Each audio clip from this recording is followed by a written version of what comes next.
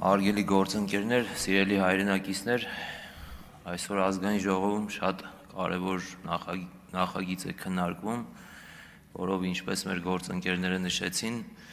250 միլիոն դոլար գումար է ներգրավում մեր Ղարաբաղից բռնի տեղահանված հայրենակիցների բնակարանների հարցը լուծելու նպատակով, ինչը կարծում եմ շատ կարևոր է, նաև մեր ընդդիմադիր շատ գործընկերներ շատ անգամ միշտ ասում են ինչ է արվում մեր ժողովրդի համար, Ղարաբաղից տեղահանված,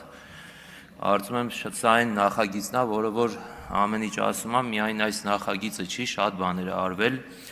նաև ասեմ, որ շատ մեր հայրենակիցներ իրենց շնորհակալական խոսքն են փոխանցում մեր կառավարության գործընկերներին, Ղարաբաղից տեղահանված հայրենակիցները, նաև ես եմ շնորհակալություն հայտնում մեր ազգային ժողովի գործընկերներին և կառավարության գործընկերներին այս կարևոր նախագիծը կյանքի կոչելու համար և հարցը քննարկվել է ֆինանսավարկային և բյուջետային հանձնաժողովում, տրվել է դրական եզրակացություն, կոչ եմ անում հարմար պահի կողմ քվեարկել, շնորհակալություն։